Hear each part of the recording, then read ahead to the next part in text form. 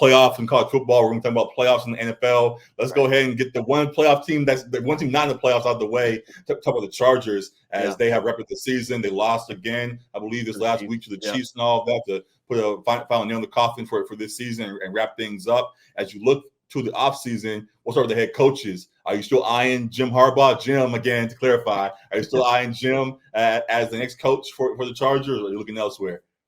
Yeah, I think when we last talked, I was definitely still favoring Belichick, but I don't think you can go wrong with either Belichick or Harbaugh. It's sounding like where there's smoke, there's fire. It's sounding like it's a real possibility that Harbaugh is going to leave college and is interested in is very interested in the Chargers as a potential landing spot. So it very well could happen, and I think it would be. I think it would be a good hire, as we talked about briefly, just that he did have some playoff success with the 49ers in his short stint there. So, yeah, I think it would work, and I think it would be an upgrade, clearly, from Brandon Staley and Anthony Lynn, guys they've had in recent years. So, yeah, I think it would be a good hire. It would be a good hire. Some would say a great hire because we do see the potential that he has, and now coming with a championship, riding a great high that could very well translate to the NFL with guys that respect him for what he just accomplished. But also adding to it, I've seen a lot of reports saying that the Raiders are going to put in a big offer for him as well. Antonio Pierce, as much as we love him, a lot of folks around the league are clamoring for him to be the guy. Seeing what Harbaugh has done as an acclaimed coach already, they see him as a higher prospect for a head coach than Antonio Pierce, regardless of what he already has done in the building there. So they could throw a big bag at Harbaugh, and Harbaugh doesn't work, then they go back to Pierce. But just bring that up to say, if it's a battle between you and the Raiders, and now it's two rivals going at it, trying to claim this head coach, I say that makes even more of a push for you want to get that guy. Because if you go to the Raiders and all of a sudden starts beating up on you guys, it's going to sting even more. So as much as I like Belichick, I wouldn't be mad at Belichick, of course. I think just with the concept of everything else now, as things are playing out, I think you go for Harbaugh and do what you can to get him. So excited to see how that plays out. And hopefully they get the job done with him, or if not, Belichick is not a bad fallback at all. Definitely will take him and all of that could be there. So that's starting at the top with the Chargers. Next thing I wanted to ask with them is, we saw how the season wrapped up for Justin Herbert and the injuries that he sustained and how he's been out for the last few weeks and things to wrap up the season. Now with the talks of coaching changes and roster changes and all these things going into next season, though we had talked about before this year that the pressure is still on. With all the changes going on and injuries and all of that, is the pressure actually off Justin this next season to succeed, or is the pressure still on him to go out and be at least a playoff caliber QB, as folks believed he would be? I think a major reason why we said the pressure was still on, or was because of the big contract that he signed as well, the extension, and just being that big money man, being the face of the franchise, and seeing the elite talent and arm talent from him that we've seen in his early years of his career already. We see like what the ceiling, like the potential could be should he and the Chargers put it together. So I think there's constantly going to be pressure on him because he is viewed as a fringe top 5 QB by a lot of people. That there's constantly going to be pressure on you, and you're going to get held to a higher standard if you want to be considered in that elite class of quarterback.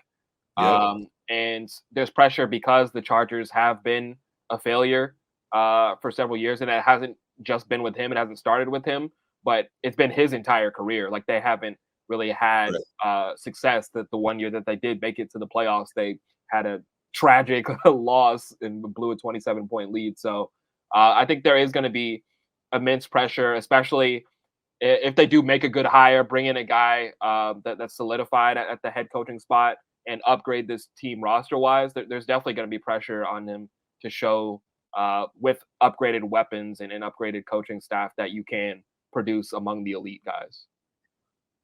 Yeah, definitely. There's going to be a lot of folks that give him some passes because, he just came off an injury. It's a new staff, and you give him a year to adjust and all of that. And I somewhat understand it, but I also see what you're saying in that he was paid to be the guy, and Chargers are executing The money is now being accumulated for him. It's time to start getting some return on that as well. And with him being the talent that we see him to be, we want to at least get a playoff win, as you pointed out. Like, you can't keep coming up short to that degree.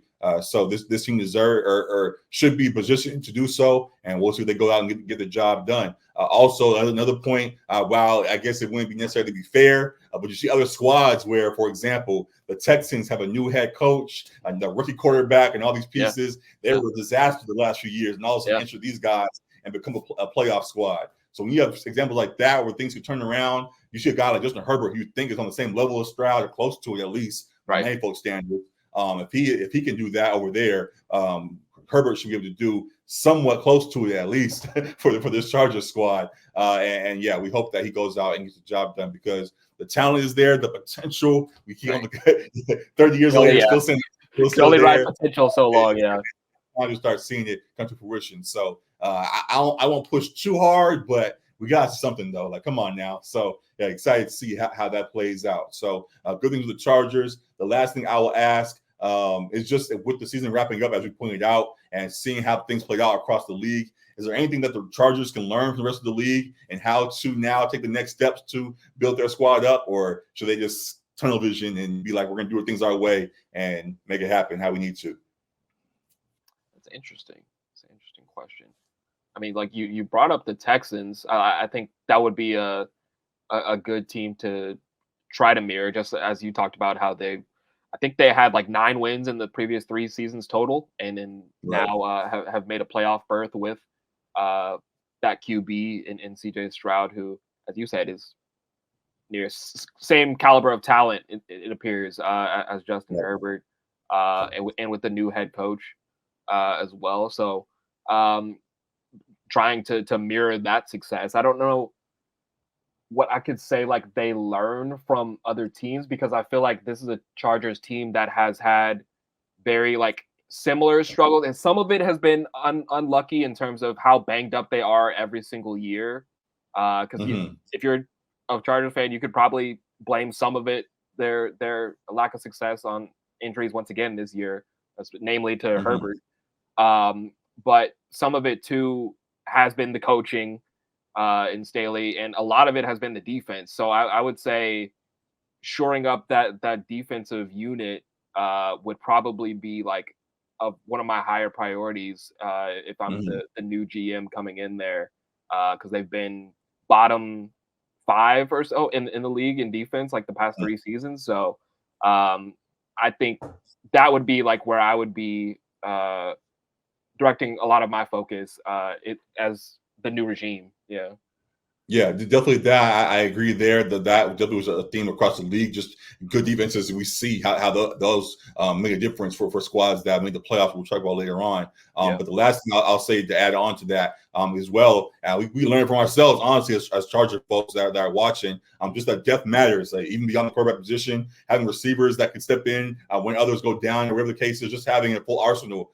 We also saw when Eckler went down. We joked about it. Josh Kelly didn't quite play as we hoped he would, and others had struggled in the backfield and things. So just really, it's kind of hard to predict. Obviously, we tried to get depth with guys like Quentin Johnson and people like that. We tried to establish some of the young pieces in the offense, and it didn't quite hit. But I guess further prioritizing depth across your skill positions, and I really want to build those cores up as well as you can, because you shouldn't have one guy get hurt and the wheels fall off of a position group. So definitely want to continue to put full focus on to all those things around Herbert, and then let him do his thing when he returns. So that's too much time on the Chargers at this point, but definitely a lot of good stuff there. We'll be back in the offseason as it gets here, talk more about that. And excited for the Chargers next year as they build this thing back up. So somewhat fun on that front.